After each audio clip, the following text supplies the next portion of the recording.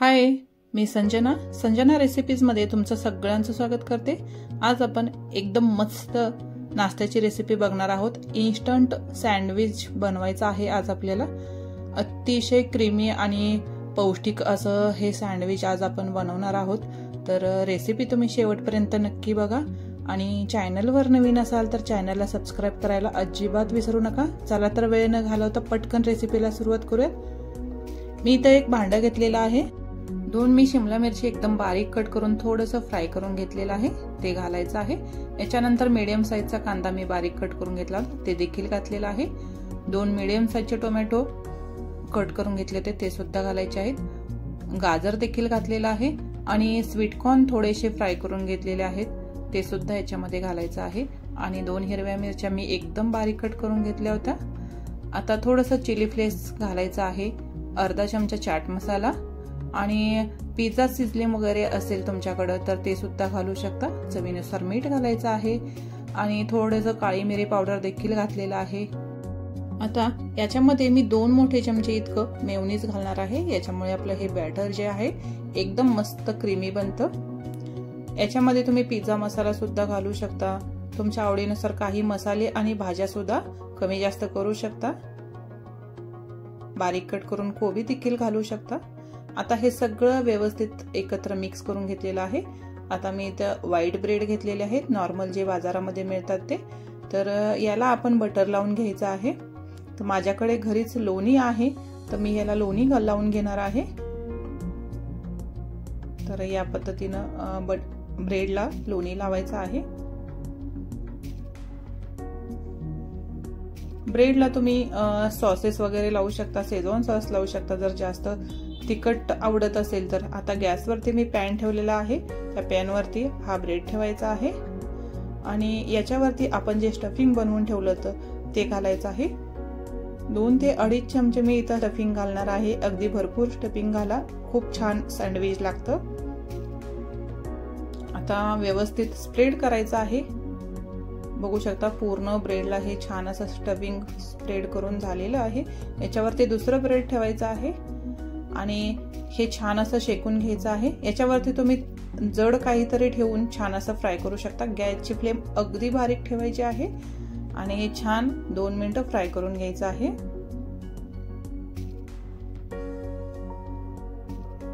आता हे फ्राय झालेलं आहे, तर हे दुसऱ्या बाजूने सुद्धा आपण शेकून घेऊयात। थोडंसं या पद्धतीनं प्रेस करायचं किंवा याच्यावरती एखादी प्लेट ठेवून त्याच्यावरती थोडंसं जड काहीतरी ठेवलं तरी सुद्धा चालेल। तर बघू शकता एकदम मस्त कलर देखील आलेला आहे आणि छान फ्राय सुद्धा झालेला आहे। तर हे कुरकुरीत झालेलं आहे वरून आणि आतून एकदम मस्त क्रीमी झालेला आहे। कलर देखील बघू शकता अतिशय सुरेख असा आलेला आहे। तर हे सँडविच तयार झालेलं आहे। आता हे साईडला काढून घेऊयात। अजून एक आपण सँडविच बनवून घेऊयात। तर पॅन मध्ये मी बटर घातलेलं आहे, बटर वरती ब्रेड ठेवायचा आहे। याला देखील आपण बटर लावून घेऊयात। छान असं बटर स्प्रेड करायचं आहे सगळीकडे आणि याच्यावर आता आपण जे बनवून ठेवलं होतं ते स्टफिंग घालायचं आहे।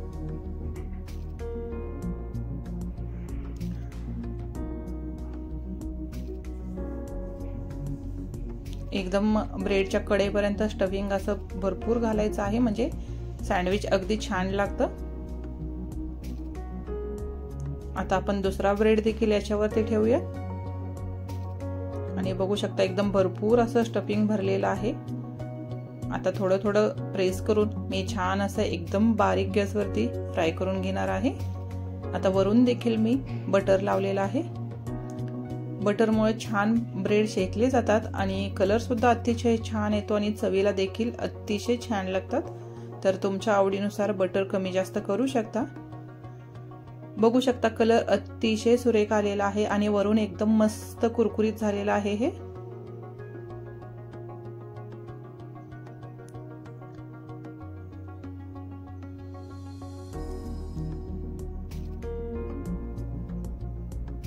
आता हे तयार झालेलं आहे, तर हे देखील आपण प्लेटमध्ये काढून घेऊयात। आता मी अजून एक ब्रेड घेतला, त्याच्यावरती बटर लावलं, त्याच्यावरती शेजवान सॉस लावला आणि आपलं स्टफिंग घातलं आणि अजून एक ब्रेडचं स्लाइस ठेवलेला आहे। हे सुद्धा अतिशय छान लागतं, थोडंसं जास्त तिखट लागतं पण चवीला अतिशय भन्नाट लागतं। तर या पद्धतीनं आपण सगळे सँडविच बनवून घेतलेले आहेत। तर तुमच्या आवडीनुसार सॉसेस वगैरे घालून तुम्ही बनवू शकता। आता तयार झालेले सँडविच आपण कट करून बघूयात। अतिशय छान क्रिस्पी होतात वरून आणि आतमध्ये एकदम मस्त क्रीमी होतात। बघू शकता अतिशय सुरेख असं दिसतंय आपलं सँडविच। तर आपण दुसरं देखील कट केलेलं आहे, बघू शकता अतिशय क्रीमी असं दिसतं आहे। बघता क्षणी असं खावंसं वाटतं, इतकं सुरेख झालेलं आहे। तर रेसिपी कशी वाटली हे मला कमेंटद्वारे नक्की कळवा।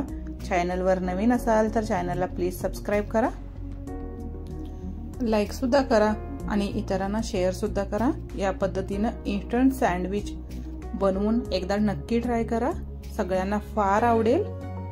तर परत भेटू एक अशीच मस्त भन्नाट अशी रेसिपी घेऊन। तोपर्यंत छान हेल्दी खा, हेल्दी रहा। बाय।